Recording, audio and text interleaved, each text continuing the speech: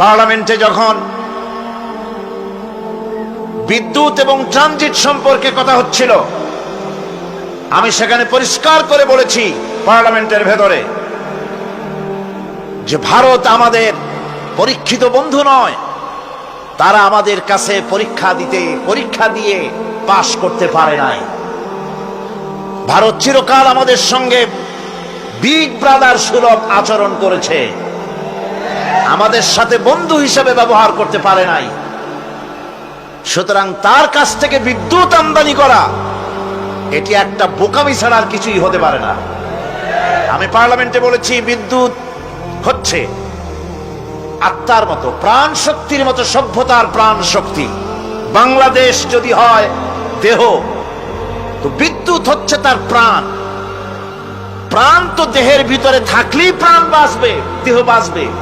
আর দেহ থেকে প্রাণ যদি বন্ধুর হাতে তুলে দেওয়া যায়, এমন বন্ধু যে সত্যিকারের বন্ধু হিসাবে পরীক্ষিত নয়, তাহলে আমার জান দেব আর একজনের কাছে, আমি থাকবো এইখানে, তাহলে কি আমার দেহ বাঁচবে? বাঁচবে না। ওরা বিদ্যুৎ তার কাছ থেকে আমদানি করতে হলে সে আমাদের কল কারখানা, বিদ্যুৎ হাতে পায়ে ইন্ডাস্ট্রি, কল কারখানা চিপে ধরে এর জান কবজ করে ছেড়ে দেবে। সুতরাং ওরা আমাদের বন্ধু, এক সময় বন্ধুত্বের পরিচয় দিয়েছিল, আমাদের শরণার্থীদেরকে জায়গা করে দিয়েছিল। আমাদের দেশের 1971 সনে সেই যুদ্ধকালীন সময় ওরা আমাদের দেশের লক্ষ লক্ষ মানুষকে আশ্রয় দিয়েছিল, শরণার্থী শিবিরের আড়তদারির ব্যবসা খুলে নিয়েছিল।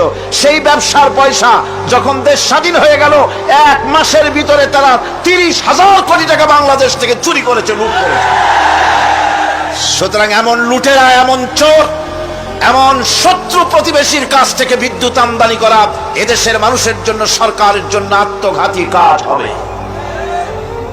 বলতেছিলাম, শান্তি প্রতিষ্ঠার জন্য মানুষেরা বহুত চেষ্টা করেছে, সার্ক তৈরি হলো, সার্ক শান্তি দিতে পারে নাই। পেরেছে? সার্ক পারে নাই, লিগ অফ নেশনস পারে নাই, ইউনাইটেড নেশনস পারে নাই, কেউ পারে নাই। শান্তি প্রতিষ্ঠা করেছিলেন জনাবে মুহাম্মদ রাসূলুল্লাহ সাল্লাল্লাহু আলাইহি ওয়াসাল্লাম। সেই শান্তি তিনি প্রতিষ্ঠিত করেছিলেন কি দিয়ে? কি দিয়ে? চিল্লায় বলেন, কে দিয়ে? সেই কোরআনে কারীম। সেই কোরআনে কারীম বলছে, সেই কোরআনে কারীম বলছে আনুগত্য করতে হবে পরিপূর্ণরূপে, গোলামি করতে হবে আল্লাহ পাকের, তাহলেই শান্তি হবে। পৃথিবীর কেউ আমাদের দিকে রক্ত চক্ষু নিয়ে তাকাতে পারবে না। আমি বারবার বলেছি, আমার প্রতিবেশী এবং আমার আশেপাশে অনেক হাঙ্গর আছে, কুবির আছে, দানব আছে, কিন্তু ওদের চাইতে আমাদের শক্তি এক দফা অনেক বেশি। সেই শক্তি অস্ত্রের নয়, সেই শক্তি হচ্ছে ইমানের। সেই শক্তি কিসের?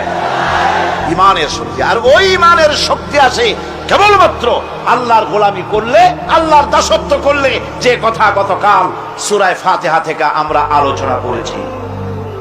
আসুন আল্লাহ পাকের কোরআন থেকে আমরা শুরু করি, ইমানি শক্তি তাজা করি। মর্দে মুজাহিদ হতে হবে, ময়দানে ঝাঁপিয়ে পড়তে হবে, প্রয়োজনে রক্ত দিতে হবে, প্রয়োজনে জীবন দিতে হবে, প্রয়োজনে ফাঁসির মঞ্চে চড়তে হবে। যেহেতু মুসলমান জন্মগ্রহণ করে, মৃত্যু তার একবারই হয়। ইমানদার বীর পুরুষের মৌত হয় একবার, আর কাপুরুষের মৌত হয় অনেকবার। ঠিক কিনা? ইমানের শক্তি এটা সৃষ্টি হবে গোলামির মাধ্যমে। কিসের মাধ্যমে?